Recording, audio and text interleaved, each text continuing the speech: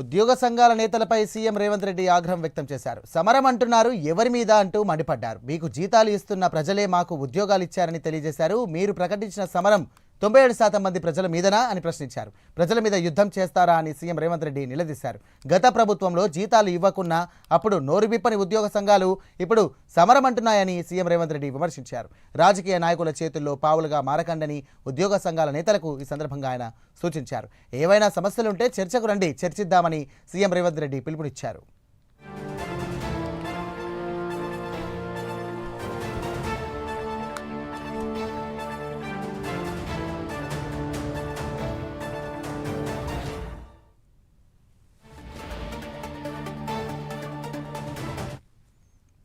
Right, ఇదే అంశానికి సంబంధించి మరిన్ని డీటెయిల్స్ మా కరెస్పాండెంట్ చందు అందిస్తారు. చందు, చెప్పండి. ఆల్రెడీ దీనికి సంబంధించి కూడా ఆర్టీసీ ఉద్యోగ సంఘాలు కూడా సమరానికి సై అంటున్నాయి. మరి గత ప్రభుత్వంలో చేసినటువంటి సందర్భంగా ఏదైతే ధర్నాలు కానివ్వండి, సమ్మె చేసినప్పటికీ కూడా ఫలితం లేకుండా పోయిందని అనుకుంటున్నారు. సో ఇప్పుడు కూడా సమ్మె చేసేందుకు సిద్ధంగా ఉన్నారు. దీన్ని రేవంత్ రెడ్డి సీరియస్గా తీసుకున్నారు. ఇప్పుడు దీన్ని ఏ విధంగా చూడొచ్చు? సాయిరామ్, ఇప్పటికే ఆర్టీసీ ఉద్యోగ సంఘాలు కూడా సమ్మెను ప్రకటించే సమ్మె సిద్ధమవుతున్నాయి. ఈ నేపథ్యంలోనే అదే దీంతో పాటు ప్రభుత్వ ఉద్యోగులు కూడా నిన్న రౌండ్ టేబుల్ సమావేశాలు నిర్వహించడం, ముఖ్యంగా బీఆర్పీ బకాయిలు చెల్లించాలి, ప్రభుత్వం ఈ విషయం నిర్లక్ష్యం వహిస్తున్నట్టు కూడా ఉద్యోగ సంఘాలు ప్రకటించిన నేపథ్యంలో ఈ రోజు ఒక ప్రైవేట్ కార్యక్రమంలో సీఎం రేవంత్ రెడ్డి పాల్గొన్నారు. ఈ క్రమంలో ఆయన కొన్ని సంచలన వ్యాఖ్యలు చేశారు. ఇంకా సమరమే అని ఉద్యోగ సంఘాలు ప్రకటిస్తున్నాయి. మీ సమరం తెలంగాణ ప్రజలపై అంటూ కూడా ఆయన ప్రశ్నించారు. ఎందుకు మీ సమరం? గతంలో లేని విధంగా మొదటి తారీఖునే జీతాలు ఇస్తున్నందుకు మీరు సమరం చేస్తారా అంటూ కూడా ఆయన ప్రశ్నించారు. ప్రతి నెల 7,000 కోట్లు ప్రతి నెల కట్టాల్సిన పరిస్థితి ప్రభుత్వానికి వస్తుంది. గత పాలకులు 8,500 కోట్ల రూపాయలు రిటైర్మెంట్ బెనిఫిట్స్ బకాయిలు పెట్టి వెళ్లారు. కొన్ని రాజకీయ పార్టీలు మాపై ఆరోపణలు చేస్తున్నా అవన్నీ కూడా వాళ్ళు చెల్లించని బకాయిలు, పెండింగ్ బకాయిలు వాళ్ళు ఇవ్వాల్సినవి, కానీ వాళ్ళు ఇవ్వకుండా వెళ్ళిపోయారు. కేవలం 16 నెలల్లో 30,000 కోట్ల నగదు రైతుల ఖాతాలో బదిలీ చేశాం.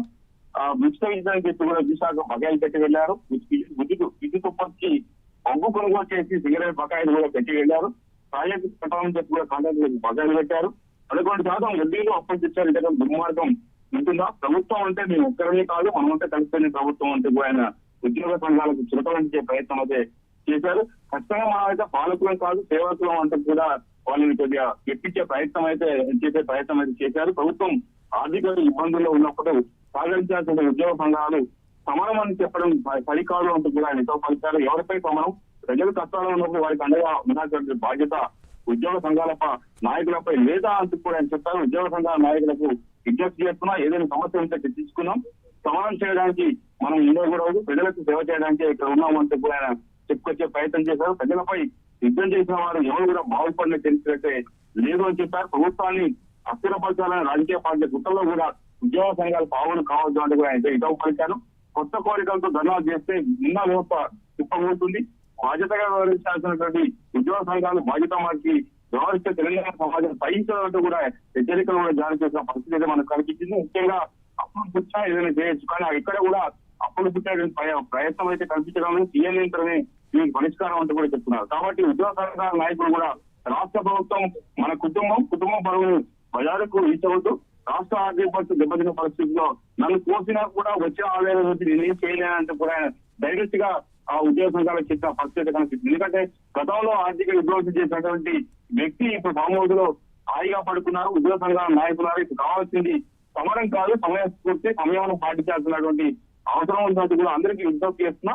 తెలంగాణలో మళ్ళీ కోర్టుల గుంపకు అప్పగించొద్దు, నాతో కలిసి తెలంగాణ అభివృద్ధి పదంలో ప్రయాణించండి అంటూ కూడా ఉద్యోగ సంఘాలకు వైపు హెచ్చరికలు జారీ చేస్తూ మరో వ్యక్తిగతంగా ఆయన వాళ్ళకు ఇతర పరిస్థితుల పరిస్థితి మనకు స్పష్టంగా అయితే కనిపించింది. ఎందుకంటే ప్రస్తుతం రాష్ట్ర ఆర్థిక పరిస్థితి ఏమంటే ఆటోజనికంగా లేదు. ఎందుకంటే ఇప్పటికే చాలా తెలంగాణ ఆర్థిక బడ్జెట్ అప్పులు తీసుకుపోయిన పరిస్థితి అనిపిస్తా ఉంది. మళ్ళీ కొత్త అప్పులు చేస్తే గానీ రాష్ట్ర ప్రభుత్వం నడిచే పరిస్థితి లేదన్నా ఖచ్చితంగా ఉద్యోగ సంఘాలను కూడా సమయంతో ఉండాలి. కొద్ది రోజుల పాటు ఊపిక పడితే ఖచ్చితంగా తాము ఆర్థిక వ్యవస్థను దారిలో పెడతామనే అంశాన్ని కూడా ఈరోజు రేవంత్ రెడ్డి చెప్పుకుంటున్న పరిస్థితి కనిపిస్తా ఉంది. Sairam. Right, thank you Chandu.